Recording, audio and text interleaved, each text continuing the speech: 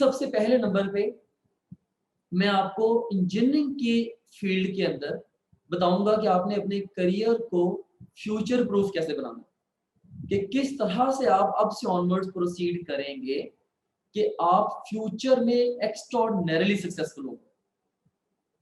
मैंने यहाँ पे वर्ड फ्यूचर का इसलिए यूज किया है क्योंकि right now at this point in time अभी आप इस वक्त इंजीनियर बने नहीं। तो जब आपने 4 साल 5 साल के बाद इंजीनियर बनना है, उस वक्त तक दुनिया यकसर तब्दील हो चुकी होगी। जैसे कि आपने ऑब्जर्व किया होना है कि लास्ट 1 डेकेड में, आखिरी 10 साल में ये दुनिया इतनी तब्दील हुई है कि उससे पहले 100 साल में भी इतनी तब्दील नहीं हुई।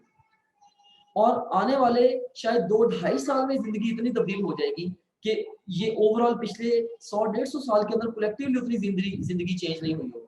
सो we are living in the exponential times, जहां पे जो तब्दीली है इस दुनिया के अंदर वो बहुत ही तेजी के साथ रूनुमा हो रही है, राइट। तो इसीलिए मैंने वर्ड प्रेजेंट प्रूफ का नहीं बल्कि फ्यूचर प्रूफ का यूज किया है कि आपने कि मुस्तकबिल में जाके आप किस तरह से सक्सेसफुल हो सकते हैं, right, in the field of engineering.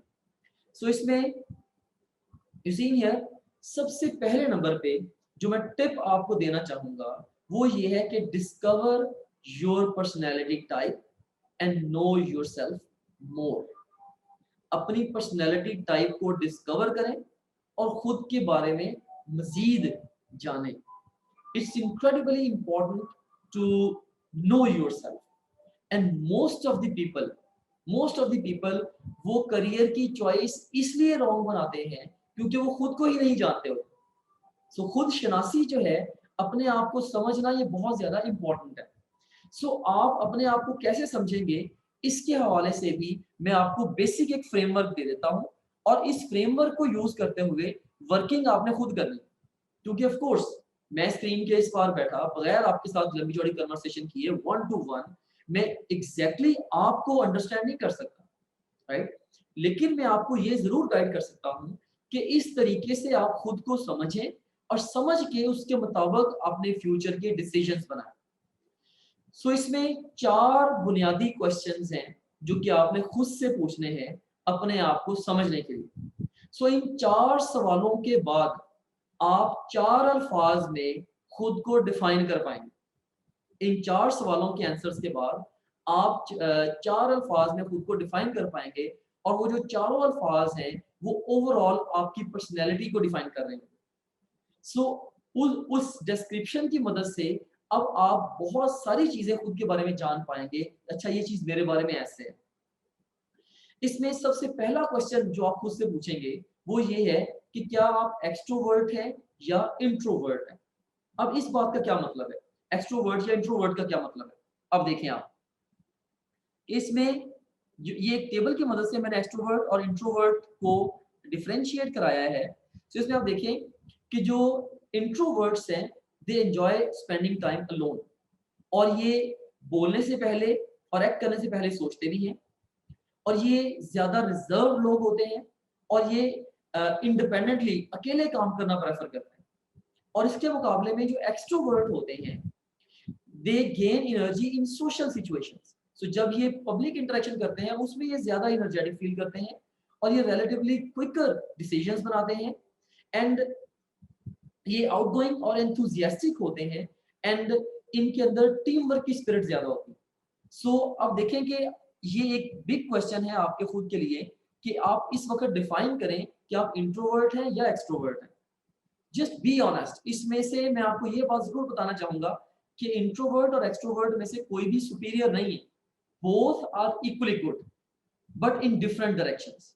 Both are differently smart. दोनों स्मार्ट होते हैं लेकिन डिफरेंटली स्मार्ट होते हैं। सो आप अपने आप को सही से डिफाइन करें। सो इस डिस्कशन को देखते हुए, या जो मैंने इंट्रोवर्ट और एक्सट्रोवर्ट को डिफाइन किया है, इसको देखते हुए आप खुद को डिफाइन कर लें, अभी लिख लें बल्कि अपने पास कि आप इंट्रोवर्ट हैं कि एक्सट्रोवर्ट हैं। एंड पे मैं आपसे डिस्क्रिप्शन आपकी मांगूंगा अभी जूम के चैट रूम के अंदर, फिर मैं शायद आपको कुछ मजीद इनपुट्स भी दूंगा आपके बारे में। सो इसमें इंट्रोवर्ट और एक्सट्रोवर्ट में से पहले डिसीजन मेकिंग आपने कर ली कि जैसे मैं पर्सनली क्या हूं, मैं एक्सट्रोवर्ट हूं, राइट। सो मैं अलग थलग रहने की बजाय मैं पब्लिक डीलिंग के अंदर ज्यादा अपने आप को हैप्पी भी फील करता हूँ, और so when I am in public तो उस वक्त मैं मोर एनर्जेटिक, मोर एंथुसियास्टिक भी होता हूँ। सो आपकी पर्सनालिटी टाइप क्या है ये आप नोट डाउन कर लें अपने पास। ओके, उसके बाद फिर सेकंड नंबर पे आपने खुद से जो क्वेश्चन पूछना है वो ये है कि आप सेंसर हैं या इंट्यूटिव। सो सेंसर हैं आप या इंट्यूटिव, राइट। सो ये दूसरा पैरामीटर है अपनी पर्सनैलिटी को जज करने का। सेंसर से क्या मुराद है? सेंसर वो लोग होते हैं जो कि ऐसी इंफॉर्मेशन चाहते हैं जो कि कॉन्क्रीट हो, राइट, और based and where possible on personal experience. So ये कॉन्क्रीट इंफॉर्मेशन और खास तौर पे अपने जाती तजर्बे के साथ इंफॉर्मेशन हासिल करना चाहते हैं, right. And they feel insecure and stressed if they consider to be important, they consider to be important facts और डिटेल्स आर एब्सेंट। ठीक है, कि अगर इनको लगे कि यार इंपॉर्टेंट फैक्ट्स या डिटेल्स एब्सेंट है तो ये बड़ा इनसिक्योर फील करते हैं। और इसके अलावा ये प्रेजेंट में रहना पसंद करते हैं, राइट, सेंसर्स जो होते हैं। इसके मुकाबले में जो इंट्यूटिव पीपल होते हैं ये बिगर पिक्चर को देखते हैं, राइट, एंड ये बहुत ज्यादा डिटेल्स के अंदर जाना चाहते हैं, ये मोर अटेंशन टू डिटेल होते हैं, राइट। ये कोई भी इनके साथ आप बात करेंगे बहुत ज्यादा उसकी बारीकी में जाने की कोशिश करते हैं, राइट। और लेकिन अगर अनड्यू अगर इनको बहुत ज्यादा इंफॉर्मेशन दी जाए तो उससे ये बोर भी हो जाते हैं, राइट। और इसके अलावा ये फ्यूचर में ज्यादा रहना पसंद करते हैं। तो ये अपने आइडियाज को, ड्रीम्स को, विजन वगैरह को बहुत ज्यादा परस्यू करते हैं, राइट। सो इंट्यूटिव। सो आप सेंसर हैं या इंट्यूटिव? आप हाल में रहना पसंद करते हैं या आप मुस्तकबिल की तैयारी करने के ऊपर या मुस्तकबिल के बारे में ज्यादा आप सोचते हैं, राइट। या सो अगर आप हाल में ज्यादा रहना पसंद करते हैं और खुद से तहकीक करके सही इंफॉर्मेशन तक पहुंचना पसंद करते हैं तो इसका मतलब ये है कि आप सेंसर हैं। अदरवाइज आप इंट्यूटिव हैं, यानी कि आप फ्यूचर की तैयारी ज्यादा करते हैं, ज्यादा आपका टाइम जो है वो फ्यूचर की तैयारी के अंदर गुजरता है, और आप बहुत ज्यादा अगर आपको ओवर माइन्यूट डिटेल्स दी जाए उससे आप बोर भी हो जाते हैं और आप हमेशा बिगर पिक्चर को देखते हुए चलते हैं। ऑलराइट, सो आप सेंसर हैं या इंट्यूटिव हैं ये भी आप अभी से डिफाइन कर लीजिए। उसके बाद थर्ड जो क्वेश्चन आपने अपने आप से पूछना है, थर्ड क्वेश्चन आपने अपने आप से ये पूछना है कि आप थिंकर हैं या फीलर हैं, राइट। सो थिंकर और फीलर में क्या डिफरेंस होता है? अब देखिए, अगर थिंकर है, thinker when faced with a decision or choice, the thinker automatically focuses on facts and applies logic to the situation. तो जो थिंकर्स होते हैं ये मोर लॉजिकल होते हैं और जो फीलर होते हैं ये मोर इमोशनल होते हैं। सो थिंकर लॉजिक की बेस पे और इमोशनल पीपल जो फीलर्स हैं ये इमोशंस की बेस पे डिसीजंस बनाते हैं। सो बाकी लंबी चौड़ी डिटेल्स में मैं नहीं जाना चाहूंगा, मैं सिर्फ और सिर्फ यहाँ पे यही पे आप डिसाइड कर लें कि आप ज्यादातर अपनी लाइफ के अंदर जो डिसीजंस बनाते हैं वो सोच विचार करके हकायक की बेस पे डिसीजंस बनाते हैं, या बस जो आप फील करते हैं, जो आप महसूस करते हैं, या अपने इमोशंस की बेस पे आप डिसीजंस बनाते हैं। सो थिंकर हैं आप या आप एक फीलर हैं, या आपने खुद से डिसाइड करना है, राइट। ओके, उसके बाद फिर या इस स्क्रीन का आप स्क्रीनशॉट भी ले सकते हैं, मजीद इसको पढ़ के आप खुद के लिए डिसाइड भी कर सकते हैं लेटर ऑन इवन कि आप थिंकर हैं या फीलर हैं। उसके बाद फिर आप जजर हैं या परसीवर हैं, ये चौथा बड़ा क्वेश्चन है। सो ये चार बड़े क्वेश्चंस हैं जिनकी बेस पे आपकी पर्सनैलिटी डिफाइन हो रही है, और इन चारों वर्ड्स की बेस पे ही आगे आपकी करियर की चॉइस भी बननी है। कैसे, ये भी मैं आपको एक्सप्लेन करता हूँ। सो आप जजर हैं या आप परसीवर हैं, राइट। सो इसमें अब ये देखें कि जजर से क्या मुराद है कि judgers they need order and generally wants to feel in control. जो जजर होते हैं वो इन कंट्रोल ज्यादा रहना पसंद करते हैं, यानी कि वो किसी भी सिचुएशन में हो तो उनकी कोशिश होती है कि कंट्रोल उनके हाथ में हो, राइट। एंड ये अपनी जजमेंट्स और ओपिनियंस के बारे में बड़े एक्सप्रेसिव भी होते हैं, और ये जल्दी से डिसीजंस बनाना जानते हैं या उसको पसंद करते हैं। और इसके अलावा ये एक टाइम पे एक काम पे फोकस करते हैं, बहुत ज्यादा चीजों के ऊपर एकदम फोकस करना ये पसंद नहीं करते, ये मोर फोकस्ड होते हैं। जबकि जो परसीवर्स होते हैं, राइट, तो इनको जो है ओवरऑल आप कह लें कि they need room for manoeuvre and spontaneity, कि अगर इनसे कुछ जल्दी आपने फैसला कराना है उनको उसके लिए आपको एनवायरनमेंट देना पड़ेगा। इसके अलावा ये क्वेश्चंस पूछना और ज्यादा इंफॉर्मेशन गेन करना और ऑप्शंस प्रोड्यूस करना ये पसंद करते हैं। इसके अलावा ये अपने जो ऑप्शंस हैं ये ओपन रखना पसंद करते हैं, किसी चीज से जल्दी स्टिक नहीं होते, और ये मल्टीटास्किंग को ज्यादा पसंद करते हैं, एक ही टाइम पे कई सारे कामों को कैरी करना ज्यादा पसंद करते हैं। सो अब आप मुझे चैट रूम में डिफाइन करें, चैट में आप टाइप करें, राइट, सो आप अपने आप को 4 वर्ड्स के अंदर डिफाइन करके मुझे बताएं, राइट? सो आप मुझे ये बताएं कि ये चारों वर्ड्स हैं। सबसे पहले नंबर पे आप एक्सट्रोवर्ट हैं या इंट्रोवर्ट हैं? एक्सट्रोवर्ट है या इंट्रोवर्ट है? सो आपकी पर्सनैलिटी की पहली डिस्क्रिप्शन क्या है? एक्सट्रोवर्ट वर्सेस इंट्रोवर्ट, इन दोनों में से एक वर्ड चूज कर लें। सेकंड नंबर पे आप सेंसर हैं या इंट्यूटिव हैं? एक वर्ड चूज कर लें। फिर थर्ड नंबर पे आप थिंकर हैं या फीलर हैं? ये चूज कर लें। फोर्थ नंबर पे आप जजर हैं या परसीवर हैं? ये चूज कर लें। सो जैसे कि मैंने अपनी पर्सनैलिटी को डिफाइन किया है और मैं बड़ा अच्छा इसके साथ रिफ्लेक्ट भी कर सकता हूँ कि मैं एक्सट्रोवर्ट हूँ। मैं पब्लिकली इंटरेक्ट करके ज्यादा हैप्पीनेस फील करता हूँ। इसके अलावा मैं इंट्यूटिव हूँ, मैं फ्यूचर में ज्यादा रहता हूँ, राइट? और मैं अपने आइडियाज को बहुत ज्यादा परस्यू करता हूँ। इसके अलावा मैं थिंकर हूँ और मोर ओवर मैं जजर भी हूँ। I always like to be in control. So ये 4 जो वर्ड्स हैं ये मेरी पर्सनैलिटी को डिफाइन करते हैं। सो इन चारों वर्ड्स के इंटरप्ले से 16 पर्सनैलिटी की टाइप्स बनती है। सो इन चारों वर्ड्स के ओवरऑल 16 पॉसिबल कॉम्बिनेशंस हो सकते हैं ना, तो 16 टोटल जो है वो पर्सनैलिटी टाइप्स बनती हैं। सो मैंने आपसे आपकी पर्सनैलिटी को डिफाइन करवा दिया। अब आपने क्या करना है? अब आपने इन चारों वर्ड्स को इन डिटेल नेट से खुद से स्टडी करना है और इन चारों पर्सनैलिटी टाइप्स को डिटेल से स्टडी करना है कि इंट्यूटिव लोग कौन से होते हैं और जजर कौन से होते हैं व्हाटसएवर, और इंट्रोवर्ट या एक्सट्रोवर्ट कौन से होते हैं, जो भी आपकी पर्सनैलिटी टाइप है। अब इन सारी पर्सनैलिटी टाइप्स को स्टडी करें और उनका कलेक्टिव जो सम होगा वो आपकी पर्सनैलिटी को डिफाइन करेगा। सो इस तरीके से आप खुद को बड़े अच्छे से जान पाएंगे, राइट? और यहाँ पे एक चीज बड़ी ज्यादा इंपॉर्टेंट है और वो चीज ये है कि इनमें से कोई भी एक दूसरे से सुपीरियर नहीं है। बहुत सारे बच्चे समझते हैं ये कोई मुकाबला नहीं है कि जजर होना बेहतर है या परसीवर होना बेहतर है, right? It's not a competition. So no one is superior and everybody has equal chances of succeeding. खूबसूरत बात ये है कि कोई भी सुपीरियर नहीं है, हर बंदे के पास बराबर चांसेस है सक्सेसफुल होने। अल्लाह ताला ने हर इंसान को 100 नंबर पूरे देके भेजे, लेकिन डिफरेंट जगहों से डिफरेंट इंसानों को कम या ज्यादा नंबर मिले होंगे, राइट? सो किसी के अंदर कोई एक खूबी है तो किसी के अंदर कोई दूसरी खूबी कूट कूट के भरी हुई है, अगर पहली खूबी नहीं है, एंड सो ऑन, राइट? सो बहरहाल हर इंसान को अल्लाह ने इक्वल अपॉर्चुनिटी देके भेजा हुआ होता है, कोई भी सुपीरियर नहीं है।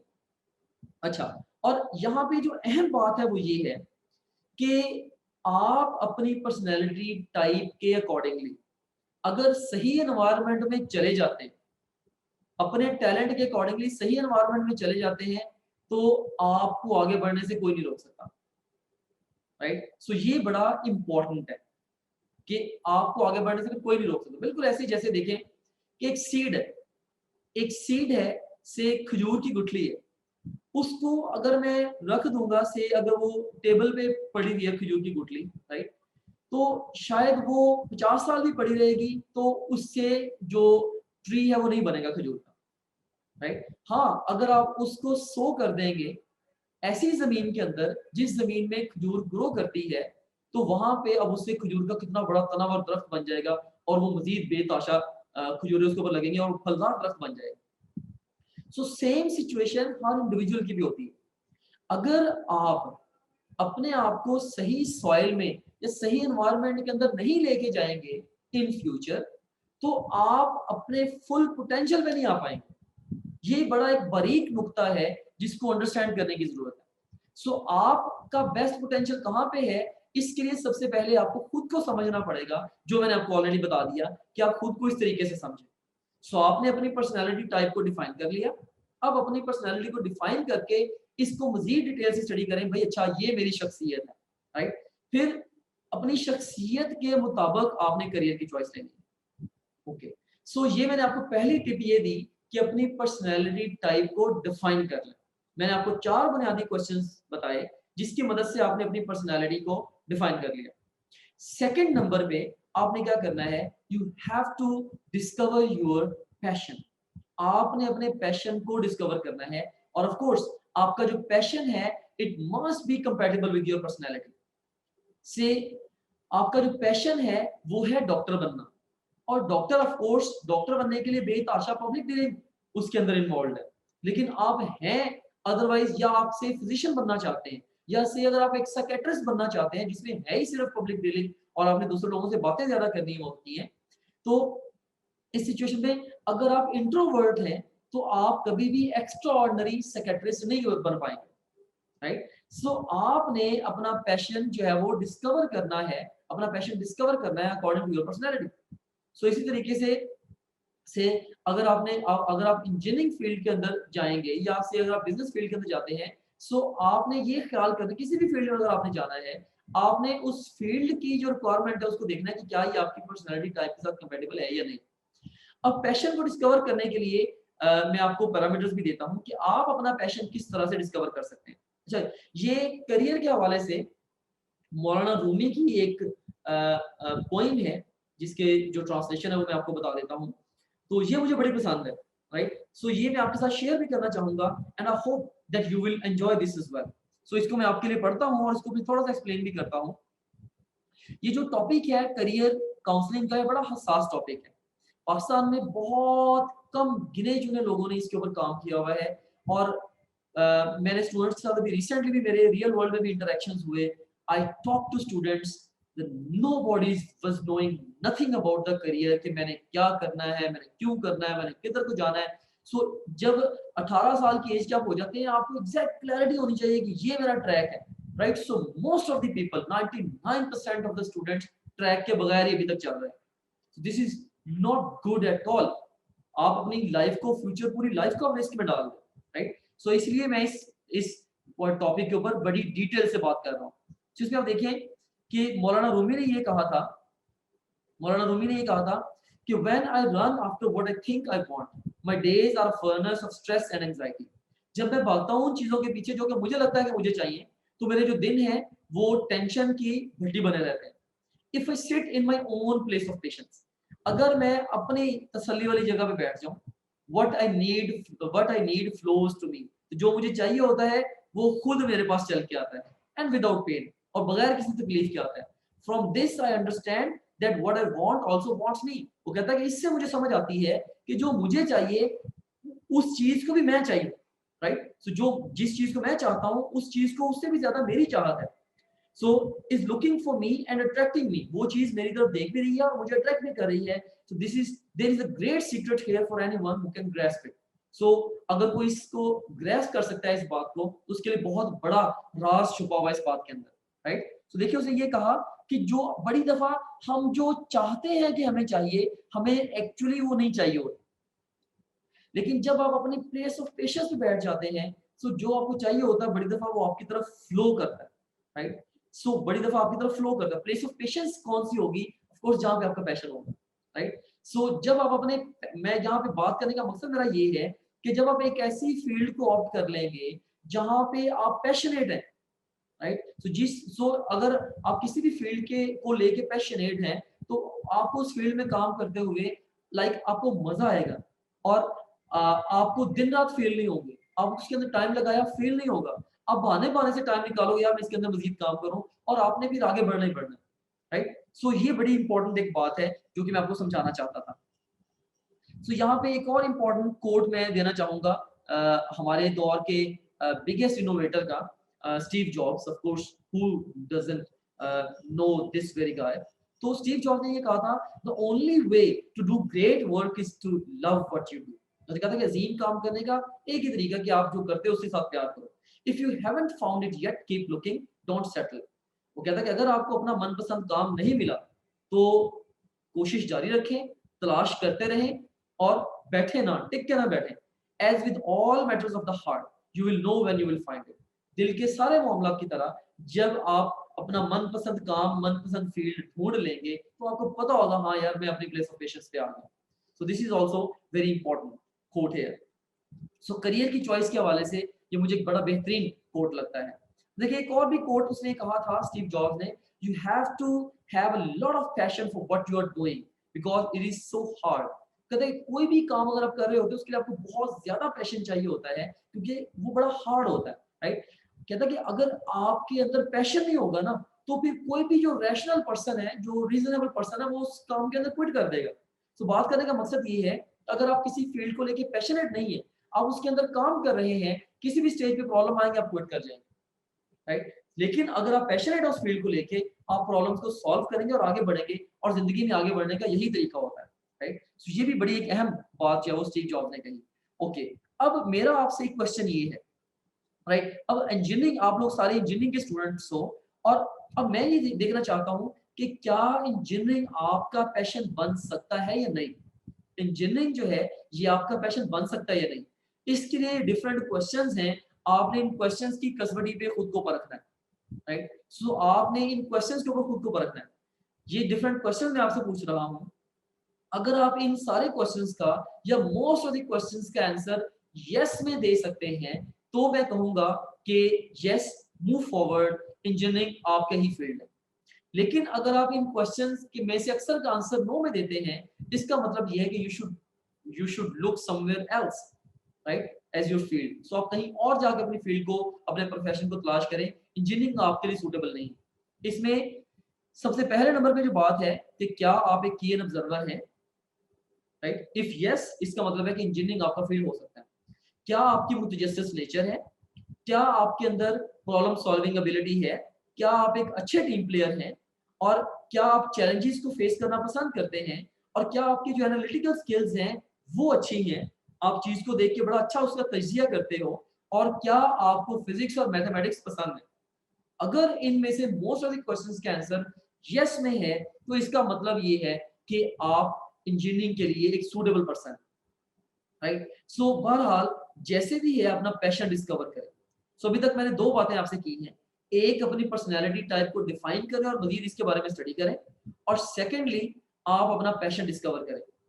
थर्ड नंबर पे क्या है कि you should know your options in engineering field. अब अगर इंजीनियरिंग ओवरऑल आपके लिए सूटेबल है, तो अब आप क्या करेंगे, आप इंजीनियरिंग फील्ड में अपने ऑप्शंस देखेंगे। आपको आपके ऑप्शंस पता होने चाहिए, राइट। सो आपने अब तक कितने ऑप्शंस जो हैं वो कंसीडर किए हैं फॉर योरसेल्फ। ऑप्शन से मेरी मुराद जो कोर्सेज है, से मैकेनिकल इंजीनियरिंग एक कोर्स है, इलेक्ट्रिकल इंजीनियरिंग एक दूसरा कोर्स है, राइट, सॉफ्टवेयर इंजीनियरिंग एक थर्ड कोर्स है। सो मुझे जस्ट आप एक काउंट बताइएगा, जस्ट आपने एक काउंट बताना है कि आपने खुद के लिए कितने कोर्सेज या कितने ऑप्शंस कंसीडर किए। ऑलराइट, सो इसमें अब इंजीनियरिंग के अंदर देखिए डिफरेंट जो ऑप्शंस हैं। अच्छा, इंजीनियरिंग के अंदर कुछ बड़े ग्रुप्स ऑफ इंजीनियरिंग हैं, कुछ बड़े ग्रुप्स ऑफ इंजीनियरिंग हैं। मैंने इंजीनियरिंग को ओवरऑल 4 बड़े ग्रुप्स में डिवाइड किया। एक इलेक्ट्रिकल ग्रुप है, जिसके अंदर इलेक्ट्रिकल या पावर इंजीनियर है, इलेक्ट्रॉनिक्स इंजीनियर, एवियोनिक्स इंजीनियर, फिर telecommunication engineer, computer engineer, energy system engineer, control engineer और इंडस्ट्रियल इलेक्ट्रॉनिक्स इंजीनियर्स हैं। उसके बाद फिर सिविल ग्रुप है, जिसके अंदर civil engineer, environmental engineer, geological, transportation and water resource engineer होते हैं। और उसके बाद फिर मैकेनिकल ग्रुप है, जिसमें mechanical engineer, aerospace, mechatronic, marine, automotive और मैन्युफैक्चरिंग या इंडस्ट्रियल इंजीनियर्स आते हैं। उसके बाद फिर फोर्थ जो बड़ा ग्रुप है इंजीनियरिंग का, that is the chemical group. इसके अंदर केमिकल, पेट्रोलियम, इंडस्ट्रियल और materials engineer, metallurgical engineer, mineral या mineral process engineer, mining engineer, textile engineer या फैब्रिक मैन्युफैक्चरिंग इंजीनियर या फूड इंजीनियर। सो ये केमिकल ग्रुप है। इसके अलावा फिर डिफरेंट ग्रुप्स दूसरे भी हैं, जैसे एग्रीकल्चर इंजीनियर है, या सॉफ्टवेयर इंजीनियर है, या आर्किटेक्ट इंजीनियर है, या बायोमेडिकल इंजीनियर है, या urban and regional planning etcetera. So ये बड़े ग्रुप्स हैं इंजीनियरिंग के। वंस अगेन मैं इसको सम अप कर देता हूं। देखिए, ये एक इलेक्ट्रिकल ग्रुप ऑफ इंजीनियरिंग है, इलेक्ट्रिकल ग्रुप ऑफ इंजीनियरिंग है, राइट। और उसके बाद फिर सिविल ग्रुप है, और उसके बाद फिर मैकेनिकल ग्रुप है, फिर उसके बाद आपके पास केमिकल ग्रुप है, फिर मिसलेनियस ग्रुप्स भी इसके अंदर आ जाते हैं, राइट। और इसके अलावा इवन प्री इंजीनियरिंग के स्टूडेंट्स के लिए इंजीनियरिंग के अलावा भी फील्ड है, उनको भी आप कंसीडर कर सकते हैं, like business studies, forces, civil services, law and even starting your own business right now. This is, ये ऑप्शन भी आप रूल आउट नहीं कर सकते। इवन अगर अभी आप बिजनेस भी अपना को स्टार्ट कर लेते हो, this can also be an incredible decision, right. So depend करता है आपके सर्कमस्टेंसेस के ऊपर। This can also be an incredible decision without a doubt, right. Okay, so ये हमने जनाब डिस्कस कर लिया, ये बड़े ग्रुप्स हैं कुछ इंजीनियरिंग्स के। अब ये हमने ऑप्शंस चूज डिस्कस किए हैं अभी तक। अब आपका इनमें से ऑप्शन, इन ऑप्शंस में से सही ऑप्शन आपके लिए कौन सा वाला है, इसके ऊपर हम अभी डिस्कशन करने वाले हैं, राइट। सो ये फोर्थ टिप जो इसके ऊपर आ गई। सो अब टिप नंबर 4 क्या है। टिप नंबर 4 मैंने ये दी है कि choose the right engineering course for yourself. आपने खुद के लिए सही इंजीनियरिंग कोर्स चूज करना है। अब जो इंजीनियरिंग कोर्स है वो आपके लिए कौन सा सूट करेगा, लाइक इसमें आप भी मुझे बता सकते हो कि कौन सा इंजीनियरिंग कोर्स आप ज्वाइन करना चाहते हो और क्यों। ओके, अब हम अपनी नेक्स्ट डिस्कशन की तरफ जाते हैं कि अब आपने किसी भी इंजीनियरिंग के फील्ड को जब खुद के लिए चूज करना है तो उसके लिए आपने किन किन बातों का ख्याल रखना है, राइट। सो मैंने आपको ये पहले बताया है कि मैं आपको अपने आपके करियर को फ्यूचर प्रूफ बनाने के लिए टिप्स दूंगा। सो इसमें आपने से अगर आपका किसी इंजीनियरिंग के अंदर इंटरेस्ट है लेकिन वो ओवरऑल फील्ड ही डाइंग फील्ड है, मैं आपको उसमें जाना सजेस्ट नहीं करूंगा। मिसाल के तौर पे कि ओवरऑल जैसे इंजन्स की फील्ड है, अब इंजन जो है ओवरऑल एक डाइंग नीश है क्योंकि अब engines gradually they are being replaced by the batteries. जैसे आपको पता है कि टेस्ला टेस्ला ने बगैर इंजन के गाड़ी बना दी।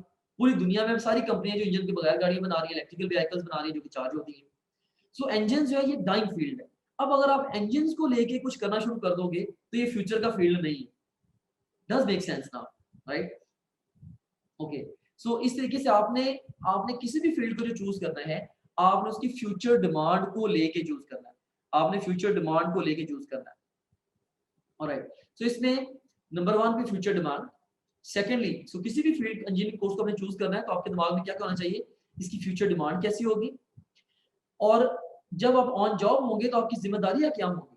इसके अलावा इसके लिए कौन सा नॉलेज और स्किल्स रिक्वायर्ड है, वर्किंग एनवायरनमेंट कैसा होगा, क्या आप उस एनवायरनमेंट में काम करना चाहेंगे, डेली रूटीन क्या होती है। ऐसा तो नहीं है कि डेली रूटीन जो भी डेली रूटीन है, ठीक है, मे बी अगर एक से अगर आप सॉफ्टवेयर इंजीनियरिंग करते हैं, अगर आप फ्रीलांसिंग करते हैं तो हो सकता है आपको ओवरनाइट काम करना पड़े, डे में आपको सोना पड़े। लेकिन अगर आपको ये चीज सिरे से पसंद ही नहीं है, maybe you should think something different about yourself, right. So इस तरीके से वर्किंग एनवायरनमेंट, डेली रूटीन या एक्सपेक्टेड चैलेंजेस क्या-क्या हो सकते हैं या एक्सपेक्टेड इनकम क्या होती है। हो सकता है आप किसी इंजीनियरिंग फील्ड के अंदर चले जाएं लेकिन उसके अंदर एक्सपेक्टेड इनकम ही बड़ी थोड़ी है जो कि आपकी नीड्स को फुलफिल नहीं कर रही, still you would not like to join this field. So किसी भी इंजीनियरिंग फील्ड को लेके किसी भी इंजीनियरिंग फील्ड को लेके आप खुद से भी ये रिसर्च कर सकते हैं इन पॉइंट्स के ऊपर। इसका इस स्क्रीन का भी स्क्रीनशॉट ले लें, राइट। और आप ये खुद से जैसे सर्च कर सकते हैं, जैसे future demand of mechanical engineering, responsibilities of mechanical engineer, required knowledge and skills for being successful as mechanical engineer,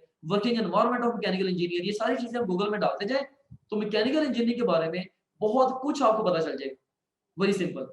सो उस सारे को जानने के बाद अगर आप कहते हैं हाँ यार ये सारा कुछ मुझे पता ही चल गया है, अब मैंने करने भी मैकेनिकल इंजीनियरिंग है, देन इट्स फाइन।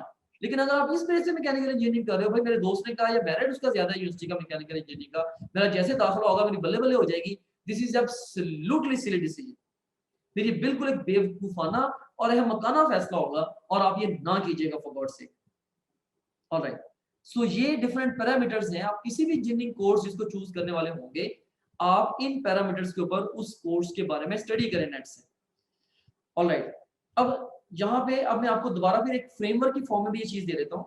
अब आपने अभी तक जो हमने डिस्कशन की है उसको मैं सम अप करके आपको दे रहा हूँ कि आपने जो इंजीनियरिंग की जो डिफरेंट फील्ड्स हैं जिसमें आप बज़ाहिर इंटरेस्टेड हैं, अभी आपको लग रहा है कि आप इनमें इंटरेस्टेड हैं, आप उनकी एक लिस्ट बनाइए। उसके बाद फिर आप अपनी जो इंटरेस्ट की जो फील्ड्स हैं उनको नेट से स्टडी करें। जैसे मैंने आपको भी एग्जांपल दी, ये प्रीवियस स्लाइड, इसकी सारी हेडिंग्स को यूज करें, से मैकेनिकल इंजीनियरिंग को लेके या सॉफ्टवेयर इंजीनियरिंग को लेके या कंप्यूटर सिस्टम इंजीनियरिंग को लेके या पेट्रोलियम इंजीनियरिंग को लेके, इन सारी हेडिंग्स को सर्च कर लें।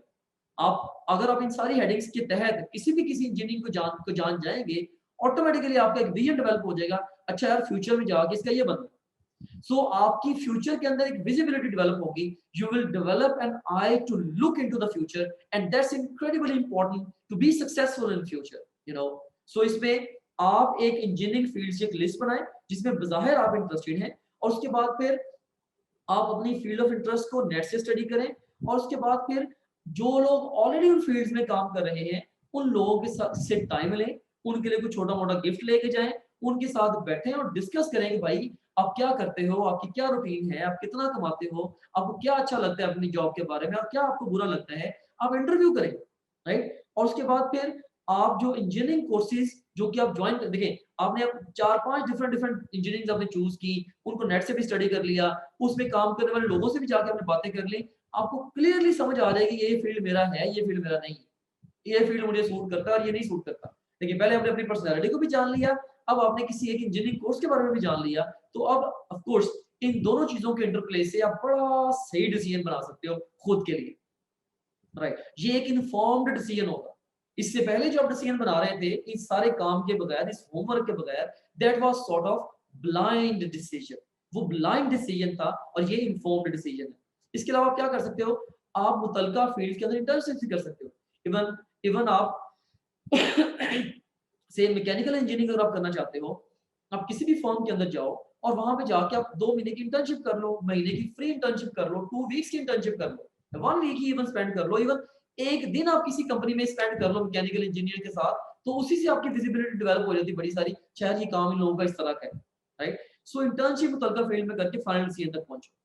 अब देखिए कि best way to know all this is doing internships at respective places और having detailed conversations with respective people.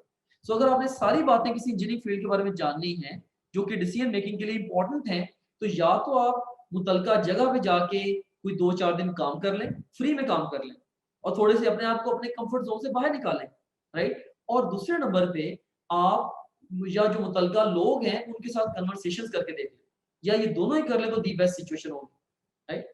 सो अच्छा चले, ये तो हो गई ओवरऑल, मैंने आपको बता दिया कि आपने किस तरह से खुद के लिए सही करियर चूज करना है। ओके, अब नेक्स्ट हम बात करते हैं कि जो top 18 future proof engineering jobs होंगी वो कौन सी होंगी। Top 18 future proof engineering jobs कौन सी होंगी, राइट। सो इसके अंदर आप देखें कि अच्छा engineering future proof engineering jobs हैं, इसमें एक तो petroleum engineers, I would say highest paid engineers हैं इन द वर्ल्ड। ठीक है, इंजन्स की निश डाइंग भी है, लेकिन पेट्रोलियम माइनिंग जो है स्टिल ये कंटिन्यूड रहेगी because of so many uses of the crude petroleum, right. So ये हाईएस्ट पेड इंजीनियर्स होते हैं इन द वर्ल्ड। जो पेट्रोलियम इंजीनियर्स होते हैं ये हाईएस्ट पेड इंजीनियर्स होते हैं इन द वर्ल्ड।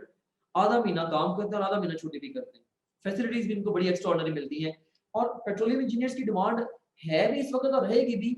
अब देखिए कि दुनिया की जो टॉप 10 बड़ी कंपनीज हैं जो कि बेतहाशा पैसा बनाती हैं, राइट, उनमें से मोस्ट ऑफ द कंपनीज जो हैं, अगर आप पिछले इवन 50-100 साल को देख लें तो टॉप 10 कंपनीज में से जो 5-7 कंपनीज हैं वो हमेशा पेट्रोलियम की रहती है।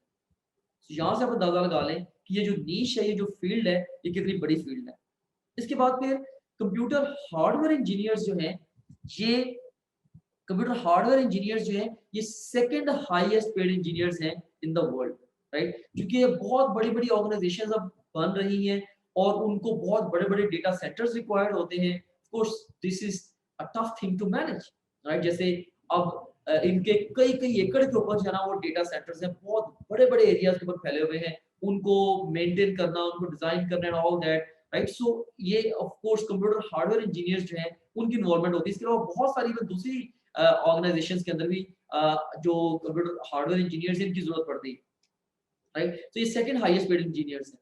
इसके बाद फिर एरोस्पेस इंजीनियर्स जो हैं ये third highest paid engineers in the world है, राइट। और फ्यूचर में भी इसकी डिमांड रहेगी। सिविल इंजीनियर्स जो हैं, सिविल इंजीनियर्स ये most employable engineering in the world है। पूरी दुनिया में जो सबसे ज्यादा एम्प्लॉयबल इंजीनियरिंग है, जिन इंजीनियर्स को सबसे ज्यादा जॉब्स मिलती है, वो सिविल इंजीनियरिंग, राइट। सो ये मोस्ट एम्प्लॉयबल इंजीनियरिंग है। अब आपको खुद पता है कि ओवरऑल पूरी दुनिया के अंदर अब स्पेस कम होती जा रही है, पूरी दुनिया में स्काई स्क्रैपर्स का कॉन्सेप्ट आता जा रहा है, हाई राइज बिल्डिंग्स बना रहे हैं, बड़े-बड़े इंफ्रास्ट्रक्चर्स बनाने की दौड़ लगी हुई है, जी ब्रिजेस बन रहे हैं और कभी समुद्रों के अंदर बिल्डिंग्स बन रही हैं और लाइक जितनी भी मेगा कंस्ट्रक्शंस हो रही हैं, मेगा फैक्ट्रीज बन रही हैं, सिविल इंजीनियरिंग इज इन्वॉल्वड है, राइट। सो सिविल इंजीनियरिंग जो है ये most employable engineering in the world है और आगे रहेगी, राइट। और मैकेनिकल इंजीनियरिंग जो है ये second most employable engineering in the world. पूरी दुनिया में जितनी जॉब निकलती हैं उनमें से तकरीबन 13% इंजीनियरिंग की जो जितनी जॉब निकलती हैं, तकरीबन 13% जो जॉब्स होती हैं वो मैकेनिकल की फील्ड से होती है। उसके बाद फिर सॉफ्टवेयर डेवलपर्स और इंजीनियर्स जो हैं ये भी आ जाते हैं on board, right. So software developers और इंजीनियर्स जो हैं ये भी ऑफ कोर्स एक बड़ा फील्ड है। और इसके अलावा बायोमेडिकल इंजीनियरिंग जो है, बायोमेडिकल इंजीनियरिंग ये इवन प्री मेडिकल के स्टूडेंट्स भी कर सकते हैं, तो इनकी भी डिमांड है और रहेगी। और उसके बाद फिर सोलर फोटोवोल्टिक इंस्टॉलर्स हैं, राइट। सो सोलर जो बड़े बड़े सोलर प्रोजेक्ट्स करेंगे, ऑफ कोर्स वो भी अभी आगे बढ़ते हुए इनकी भी बड़ी डिमांड होने वाली है, क्योंकि अब हम ज्यादा देख रहे हैं रिन्यूएबल एनर्जी को, और ऐसी एनर्जी जो कि पोल्यूशन कम प्रोड्यूस करे। सो आपको पता है कि सोलर सिटीज इस्टेब्लिश हो रहे हैं, लाइक बहुत मैस लेवल पे, जो है पूरी दुनिया में सोलर पैनल्स लगा लगा के एनर्जी नीड्स को पूरा करने की कोशिश की जा रही है। ग्लोबल वार्मिंग का इशू भी कहा जा रहा है कि ये इको फ्रेंडली है, तो ग्लोबल वार्मिंग भी सॉल्व होगी। सो आगे फ्यूचर का काफी ज्यादा ट्रेंड है सोलर की तरफ। सो सोलर पावर से रिलेटेड जितने भी फील्ड्स होंगी वो डेफिनेटली डेफिनेटली बहुत ज्यादा इन डिमांड होगी। इसके अलावा फिर जैसे सोलर पावर की मैन्युफैक्चरिंग अगर आप कह लें या उनकी इंस्टॉलेशन कह लें, ऑफ कोर्स उसकी डिमांड होगी। और उसके बाद अगर आप देखें तो विंड टरबाइन सर्विस टेक्नीशियंस हैं, राइट। सो जो विंड से चलने वाली टरबाइन उनके सर्विस टेक्नीशियंस हैं, क्योंकि विंड से भी एनर्जी बनाई जाती है और वो भी रिन्यूएबल भी है, और उससे भी पोल्यूशन प्रोड्यूस नहीं होती, राइट। तो ग्लोबल वार्मिंग का चैलेंज भी उसके साथ नहीं है, सो वो भी इन डिमांड है, राइट। इसके अलावा फिर केमिकल इंजीनियर्स, उसमें खास तौर पर मटेरियल इंजीनियरिंग या नैनो टेक्नोलॉजी खास तौर पर बहुत ही इमर्जिंग फील्ड है, और वो केमिकल इंजीनियरिंग की आगे की टाइप है। फिर इलेक्ट्रिकल एंड इलेक्ट्रॉनिक्स इंजीनियर्स आ जाते हैं, फिर environmental engineers, industrial engineers, marine engineers and naval architects, जो सर्वेयर्स होते हैं, जो सर्वेस करते हैं, राइट। डिफरेंट डिफरेंट सर्वेस करके फिजिबिलिटी रिपोर्ट्स बनाते हैं, राइट। या इंफॉर्मेशन सिक्योरिटी एनालिस्ट जो होते हैं, कि आपकी कोई भी इंफॉर्मेशन सेंसिटिव इंफॉर्मेशन है तो उसके सिक्योरिटी एनालिस्ट हैं। जैसे गूगल को आप गूगल को कहीं से भी या किसी भी बड़ी कंपनी को कहीं से आप हैक करें, राइट, तो वो खुद आपको, अगर आपने वाकई को उनके सिस्टम में बहुत बड़ा लूप होल ढूंढ के उसको हैक कर लिया है, those companies they tend to recruit you. वो ये कोशिश करते हैं आपको जॉब देने अपने पास। वो देखते हैं कि अच्छा इसका इतना, अगर इतना ये कैलिबर है कि इसने हमारे सिस्टम के अंदर लूप होल ढूंढा है, तो इसका मतलब इसने हमारे सिस्टम के बारे में काफी कुछ जान भी लिया है और ये सिस्टम को इंप्रूव भी कर सकता है, राइट। सो इंफॉर्मेशन सिक्योरिटी एनालिस्ट जो है, ये भी आगे काफी सारी डिमांड होगी, आईटी के रिलेटेड फील्ड है मोर लाइक। और उसके बाद computer and information research scientist जो है, computer and information research scientist, और इसके अलावा फिर फूड इंजीनियर्स, राइट, जो कि फूड की प्रोडक्शन में डिफरेंट डिफरेंट लेवल्स पे वो इन्वॉल्व है, राइट। सो ये डिफरेंट फील्ड्स हैं जो कि मैं समझता हूं कि फ्यूचर प्रूफ है, फ्यूचर प्रूफ इंजीनियरिंग फील्ड्स हैं। सो अब मैं दोबारा फिर दोनों स्लाइड्स को एक दफा दिखा देता हूं। आप अगर चाहें तो आप इन दोनों स्लाइड्स की तस्वीर खींच लें, राइट। ये इस स्लाइड की स्क्रीनशॉट ले लें, राइट, और उसके बाद फिर इस स्लाइड का भी स्क्रीनशॉट ले लें। अब ये जो फील्ड्स हैं ये फ्यूचर प्रूफ हैं। अब आप इन्हीं में से ढूंढें कि आपकी पर्सनैलिटी किसके साथ मैच करती है और आप पैशनेट किस फील्ड को लेके हैं, बस उस फील्ड में आप आगे बढ़ जाए, राइट। सो ये आपके लिए मेरी तरफ से बेस्ट एडवाइस हो सकती है इस स्टेज पे, ऑलराइट। ये कन्वर्सेशन जो है ये इनक्रेडिबली इंपॉर्टेंट है, इनक्रेडिबली इंपॉर्टेंट कन्वर्सेशन है। ये जो मैं आपको इन्फॉर्मेशन दे रहा हूँ, ये इन्फॉर्मेशन यू वोंट बिलीव, इस इन्फॉर्मेशन को कंपाइल करने में कितना ज्यादा मुझे टाइम लगा है, कितना मुझे खुद को स्टडी करना पड़ा है। मैंने काफी सारी बुक्स स्टडी की हैं, काफी सारी बुक्स मैंने सुनी है, और उसके बाद मैंने पर्सनैलिटी टाइप्स को स्टडी किया है, और उसके बाद फिर मैंने नेट से हंड्रेड्स ऑफ आर्टिकल्स को स्टडी किया है। फिर उन सारी चीजों के इंटरप्ले से जाके मैंने ये इन्फॉर्मेशन सम अप करके आपको दी है। अगर आप खुद से इतना काम करते, शायद इतना काम करने के लिए आपको 6 महीने रिक्वायर्ड होते, तब जाके आप इतनी इंफॉर्मेशन तक पहुंच पाते जो मैंने रिसर्च करके आपको दे दी, राइट। सो ये बहुत ही इंपॉर्टेंट सेगमेंट है जो आज का हमारा डिस्कशन का है। और मैं ये भी एडवाइस करूंगा कि आपके पास हमारा वो जो वेबिनार लिंक आया हुआ है, अगर आपके कोई फ्रेंड्स हैं जो कि जिन्होंने इस वेबिनार को नहीं ज्वाइन किया, आप उनको भी व्हाट्सएप ग्रुप वगैरह के अंदर फॉरवर्ड कर दें मैसेज, वो जो वेबिनार वाला है, कि उनको कहें कि भाई आप लोग भी ज्वाइन करो, तो डेफिनेटली ये बहुत वैल्यूएबल है। और इसमें ये भी मैं आपको एक बात बता दूं कि आपके जीतने के लिए किसी दूसरे का हारना जरूरी नहीं है। If you have to win, you will definitely win, right. So किसी दूसरे की हार आपकी जीत के साथ जुड़ी हुई नहीं है, आप अलग से भी जीत सकते हैं। सो नेक्स्ट आप देखिए कि इंजीनियरिंग एज अ कैरियर, इसके बारे में कुछ अमेजिंग फैक्ट्स हैं। तो अगर आप लोग इंजीनियर बनने का सोच रहे हैं, कुछ अमेजिंग फैक्ट्स भी मैं आपके साथ शेयर करना चाहूंगा। सो इसमें आप देखें कि हाईएस्ट नंबर ऑफ इंजीनियर्स जो हैं is employed by manufacturing industries. तो सबसे ज्यादा जो इंजीनियर्स हैं उनको नौकरियां कौन देता है? जो इंडस्ट्रीज मैन्युफैक्चरिंग करती है, राइट, कुछ चीजें बनाती है, प्रोडक्ट्स बनाती है। Second highest number of engineers employed by engineering services. तो डिफरेंट इंजीनियरिंग सर्विसेज प्रोवाइड करती हैं, they actually recruit the second highest number of engineers. And third highest number of engineers that's employed by the government. Government तीसरे number पे hiring करती है engineers को। और fourth highest number of engineers is employed for research and development. चौथे number पे research and development में engineers जाते हैं।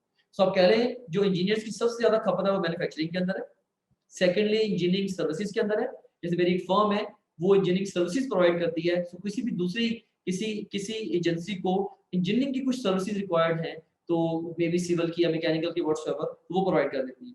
इसके अलावा जब वो गवर्नमेंट भी रिक्रूट करती है और इसके अलावा रिसर्च एंड डेवलपमेंट के लिए भी रिक्रूटमेंट्स होती हैं इंजीनियर्स की। और जो most of the richest people हैं इन द वर्ल्ड वो भी इंजीनियर्स हैं। Most of the richest people in the world वो भी इंजीनियर्स हैं। जेफ बेजोस कह लें, लैरी पेज कह लें, इवन इलॉन मस्क जो है वो खुद इवन टेस्ला का भी चीफ इंजीनियर है, स्पेसएक्स में भी चीफ इंजीनियर वो खुद है। उसने कन्वेंशनल इंजीनियरिंग को स्टडी तो नहीं किया हुआ, कन्वेंशनल फॉर्मल वे में स्टडी नहीं किया हुआ, लेकिन उसने वो सेल्फ टॉट इंजीनियर है, सेल्फ टॉट इंजीनियर है, उसने खुद को एज इंजीनियर पढ़ाया है। Right? This is all. He is an incredible person, definitely. उसने his IQ is 155, so quite an incredible person. Okay. So उसके बाद फिर many engineering scholarships are offered worldwide in many developed countries. So पूरी दुनिया में developed countries में काफी सारे इंजीनियरिंग के scholarships मिलते हैं। आप इवन अब्रॉड जाने का भी सोच सकते हो।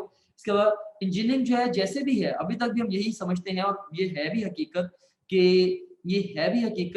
कि जो इंजीनियरिंग है ये अभी भी मैन की फील्ड है। ठीक है, कुछ सिलेक्टिव फील्ड्स हैं, मैं अभी बता भी देता हूँ कौन सी है थोड़ी देर में, जो कि फीमेल के लिए बड़ी सूटेबल है, खास तौर पे जैसे उसके अंदर आर्किटेक्चर है, इंडस्ट्रियल एंड रीजनल प्लानिंग है, या खास तौर पे जो आईटी रिलेटेड डिफरेंट फील्ड्स हैं, सॉफ्टवेयर इंजीनियरिंग खास तौर पे, या बीएस कंप्यूटर साइंस वगैरह। सो ये फीमेल्स की फील्ड्स हैं, राइट। लेकिन most of the engineering fields हैं वो मेन को सूटेबल है। जैसे पेट्रोलियम इंजीनियरिंग है, आपने घर से बाहर रहना है, आपने फील्ड के ऊपर ही रहना है, 14 दिन बाद में अपने 14 दिन के लिए घर आना है। ऑफ कोर्स फीमेल्स को ये जॉब सूट नहीं करती उस तरह से।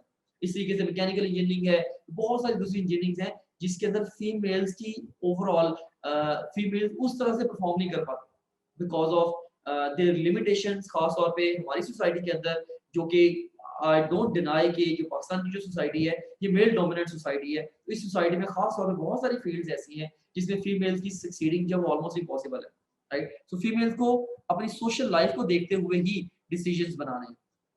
अच्छा, इसमें आपको एक टीम प्लेयर बनना पड़ेगा सक्सेसफुल होने के लिए, और आपका जो फाइनल ईयर का जो प्रोजेक्ट है वो काफी मैटर करता है आपके करियर के ऊपर। सो आप फाइनल ईयर में जो प्रोजेक्ट चूज करोगे इंजीनियरिंग के फाइनल ईयर में, बड़े ध्यान से चूज करना कि उस प्रोजेक्ट की बेस पे आपको जॉब मिलती है, क्योंकि उस प्रोजेक्ट के ऊपर आपने गुड फ्यू मंथ्स लगा लिए होते हैं, राइट। और पूरी दुनिया में इंजीनियरिंग को पढ़ने के लिए बेस्ट कंट्री जो यूएसए है। अगर आपके पास मौका है, आपकी जेब इजाजत देती है और आपके पेरेंट्स आपको सपोर्ट करते हैं, या अगर आप कोई फिजिबिलिटी बना सकते हैं, यूएसए जाके जरूर पढ़ें, यही मैं कहूंगा आपसे।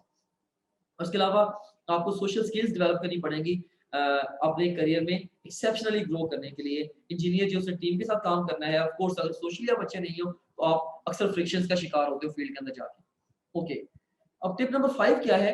आपने अपने लिए सही इंजीनियरिंग का इंस्टीट्यूट भी चूज करना है। अभी तक हमने ये डिस्कस किया, आपने राइट इंजीनियरिंग कोर्स चूज करना है।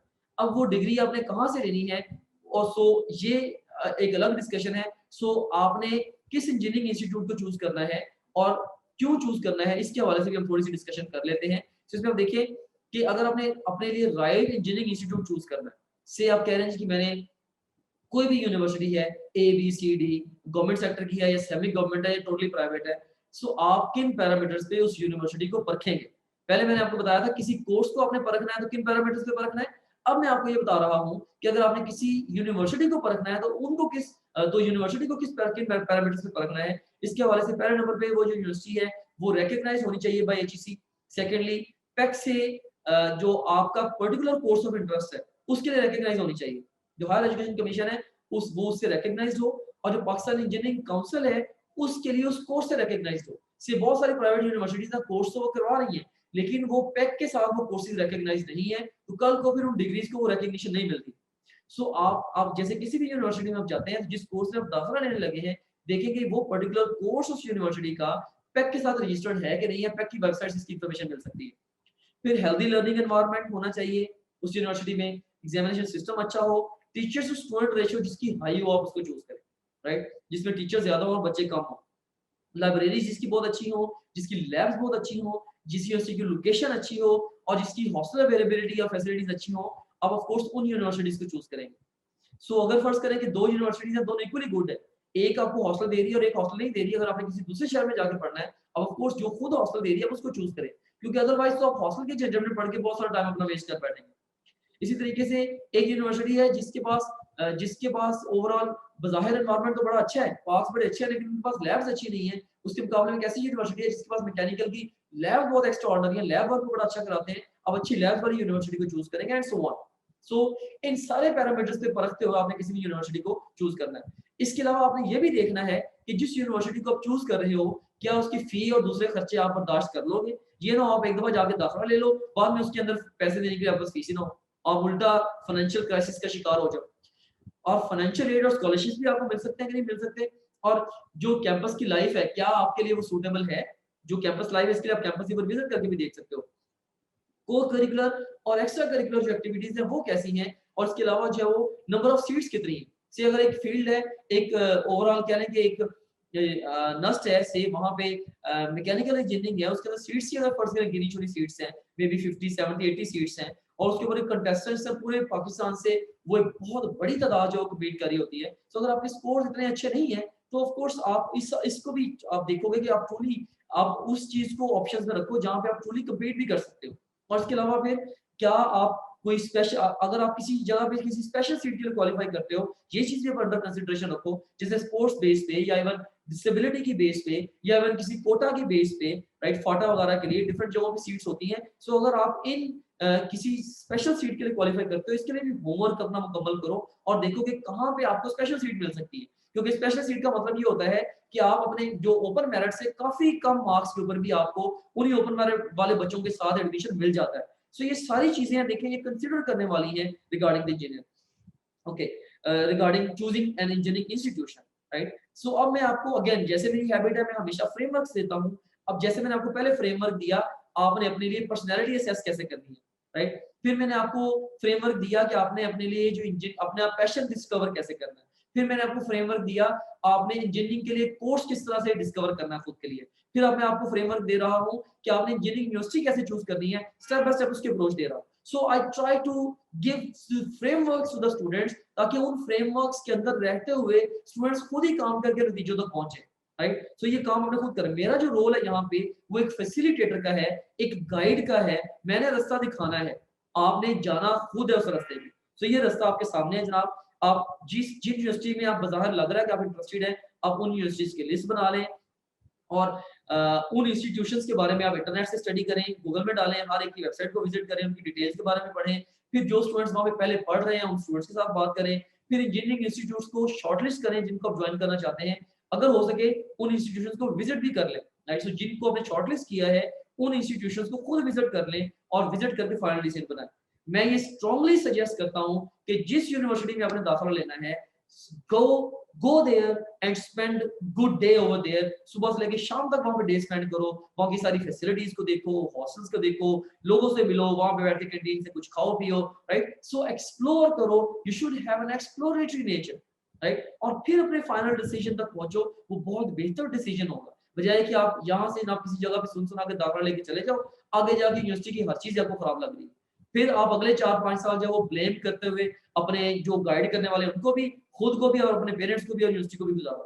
सो you don't have chance to complain, right. देखिए अगर आप ब्लेम करोगे या कंप्लेन करोगे उसका कोई बेनिफिट नहीं है बाद में, ठीक है। सो अभी से आप अपनी लाइफ का कंट्रोल अपने हाथ में ले लो, ये आपकी गाड़ी है, राइट। ये करियर आपका करियर है। सो you should be holding the steering of your career in your hands, right. और किसी और को ये स्टीयरिंग होल्ड करने नहीं दो। आप बाकियों की एडवाइस लो, सुनो, समझो, रिसर्च करो, तहकीक करो, लेकिन make decisions on your own, because once you make your own decisions, naturally आप अपने डिसीजंस की फिर रिस्पांसिबिलिटी भी लेते हो। या डिसीजन मैंने बनाया है तो मैं इसका जिम्मेदार हूं, तो फिर आप उन डिसीजंस को अपने अमल से सही साबित भी करते हो। लेकिन अगर आप किसी दूसरे के डिसीजन को मान लेते हो, आप हाफ हार्टेडली काम करते हो, डिसीजन सही भी हो, आपने काम ही ऐसा करना, वो डिसीजन गलत साबित हो जाए, फिर आपने सारी जिंदगी ब्लेम करना, भाई तुमने मेरे से ये फैसला करा दिया। This is absolutely wrong approach, right. Hope कि आप मेरा पॉइंट ऑफ व्यू जो है वो अंडरस्टैंड कर गए हो और इसके साथ एग्री भी करते हो। फिर आपने क्या करना है, आपने उन यूनिवर्सिटीज की एडमिशन ओपनिंग के अनाउंसमेंट का वेट करना है, एंड टेस्ट के लिए आपने फॉर्म सबमिट करना है, आपको कार्ड मिल जाएगा। फिर आपने एंट्री टेस्ट देना है और रिजल्ट के लिए इंतजार करना है। फिर आपने दोबारा फॉर्म कलेक्ट करने और सबमिट कराने हैं एडमिशन लेने के लिए, और मेरिट लिस्ट का वेट करना है। फिर जब मेरिट लिस्ट लगेगी आपने अपनी फीस जमा करा देनी है और पढ़ना स्टार्ट करना है, राइट। सो ये है, देखिए सबसे पहले आपने कोर्स चूज कर लिया, उस कोर्स के लिए आपने 3-4 यूनिवर्सिटीज को शॉर्टलिस्ट कर लिया, शॉर्टलिस्ट करके सबको विजिट करके आपने डिसीजन बना लिया या मेरी पहली चॉइस इस कोर्स के लिए ये वाली यूनिवर्सिटी है, दूसरी चॉइस ये है, तीसरी चॉइस ये है। सब जगहों पे अप्लाई कर दो, सबके टेस्ट दो, फिर जब टेस्टों के रिजल्ट आते जाएंगे you would be having option, उस वक्त ऑप्शन को कंपेयर करके अल्टीमेटली जहां पे आपको लगे जाकर फाइनल एडमिशन लेके पढ़ना स्टार्ट करो, राइट। इसके अंदर जो एक अहम तरीन मरहला आता है ऑफ कोर्स वो आपका एंट्री टेस्ट का आता है। अप्लाई करने का तो ऑफ कोर्स आता ही आता है, उसके बाद फिर एंट्री टेस्ट देना और उसके लिए अपना मेरिट बनाना, ऑफ कोर्स ये कंसर्न जरूर होते हैं, इसको अपने खुद से चेंज भी करना। ओके, सो नेक्स्ट जो टिप है, अब जो रिमेनिंग टिप्स हैं ये कम टाइम लेंगी लेकिन ऑफ कोर्स ये हैं, ये भी इंपॉर्टेंट, ये जनरल टिप्स हैं जो कि not only for engineering but for overall as a person life में सक्सेसफुल होने के लिए इंपॉर्टेंट है, राइट। सो ये ओवरऑल टिप्स मैं आपको दे रहा हूँ, ये पर्टिकुलर इंजीनियरिंग को लेकर नहीं है, लेकिन ऑफ कोर्स अगर कोई भी ऐसे वर्किंग प्रिंसिपल्स हैं जो आमतौर पर इंसानों को सक्सेसफुल बनाते हैं वो इंजीनियर्स को भी सक्सेसफुल बनाएंगे, right. So you have to prepare for the worst and hope for the best, ठीक है। हर सिचुएशन में learn to stick to this principle. Tip number 7 है be the thinker and the doer at the same time. बहुत सारे लोग सोच विचार बहुत करते हैं, ख्याली पुलाव बहुत पकाते हैं, करते कुछ नहीं। बहुत सारे लोग बगैर सोचे जाके करना शुरू कर देते हैं। You have to be the thinker and the doer at the same time. आपने दोनों चीजों को पैरेलल चलाना है। उसके बाद फिर टिप नंबर 8 क्या है, you have to have energy, right. Be energetic. जब मैं देखता हूँ यंग इंडिविजुअल्स हैं, 17-18 साल एज है और उनका उठना बैठना है और उनका बात करना है वो 80 साल बाबों के जैसा है, it doesn't make sense to me, right. So you have to have energy in yourself और अपने आप को एनर्जी से भरपूर रखो। आपकी आंखों के अंदर वो शाइन नजर आनी चाहिए, राइट। जो शाइनिंग बच्चा है युग से पता हाँ यार ये बच्चा शाइन करने वाला है, right. So you should be brilliant, you should be bright as well. फिर आपने हार्ड वर्क करना है। हार्ड वर्क जो है ये बहुत ही इंपॉर्टेंट, आप कह लें कि ये कुंजी है सक्सेस की। अगर आप कह लें कोई चीज ऐसी है जो दुनिया के अंदर जो लक को भी बीट कर सकती है वो हार्ड वर्क है।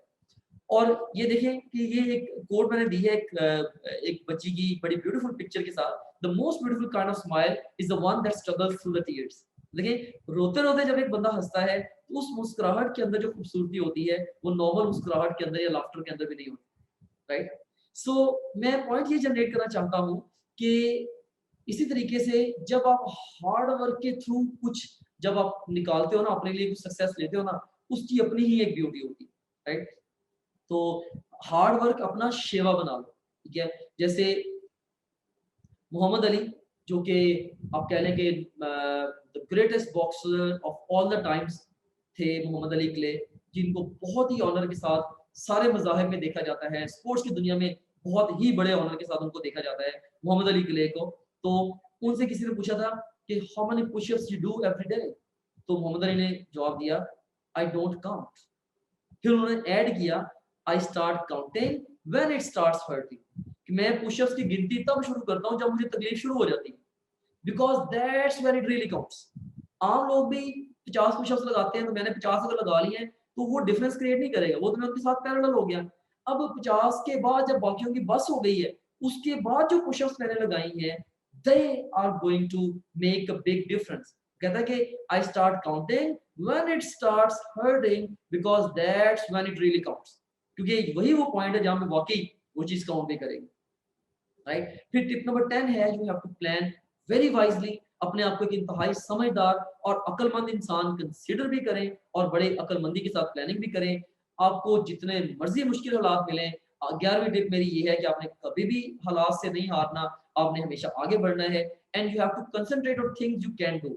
सो आप बजाय कि आप ऑल द टाइम देखते रहे यार गवर्नमेंट ऐसी होती, गवर्नमेंट हमें लोन दे देती, गवर्नमेंट ऐसे इदारे बना देती, गवर्नमेंट इस जेल की जगह पे यूनिवर्सिटी बना देती, मैं यहीं पे पढ़ लेता। सो इस तरह की चीजों के बारे में सोच के जस्ट आप अपना और अपने इर्द गिर्द के लोगों का टाइम वेस्ट करते हैं।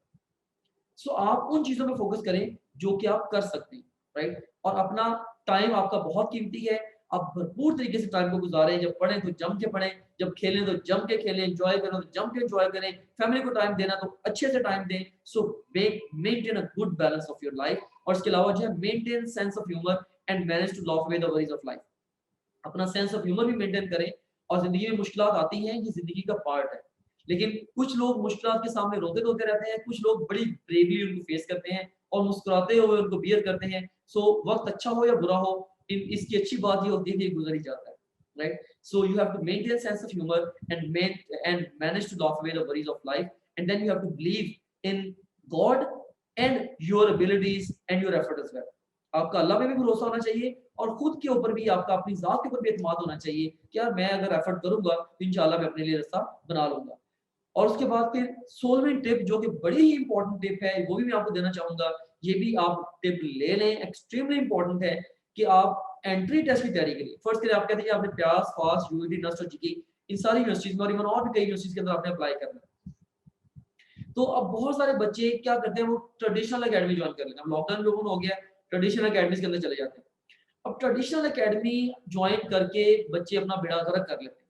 मैक्सिमम टाइम आने जाने में, ट्रैवलिंग में, वहां पे टीचर्स के वेट में, भागम भाग में, दूसरे स्टूडेंट्स की डिस्कशंस को सुनते सुनते, राइट। सो कितने सारी डिस्ट्रैक्शंस हैं और कितने सारे टाइम वेस्टर्स हैं जो सिर्फ एकेडमी ज्वाइन करने के साथ आपके साथ आके अचीव हो जाते हैं। आप पूरा जोर भी लगा लें, अगर आप एकेडमी साथ पढ़ रहे हैं, पूरे दिन में आप 3 से 4 घंटे सेल्फ स्टडी करते हो सिर्फ, बाकी सारा टाइम आपका भागम भाग में गुजरता है। तो कन्वेंशनल एकेडमी को ज्वाइन ना करें एंट्री टेस्ट की तैयारी के लिए, बल्कि आप topgrade.tk को ज्वाइन करें। topgrade.tk को ज्वाइन करके आप समझ लें कि पूरी एकेडमी आपके घर पे आपको मिल गई है। अब जैसे मर्जी जितनी देर मर्जी उसके रिसोर्सेज को यूज करें और डे इन डे आउट बल्कि हर घंटे में अपनी प्रिपरेशन को आप बेहतर से बेहतर बना रहे होते हैं, utilising the topgrade.tk, an incredible study tool.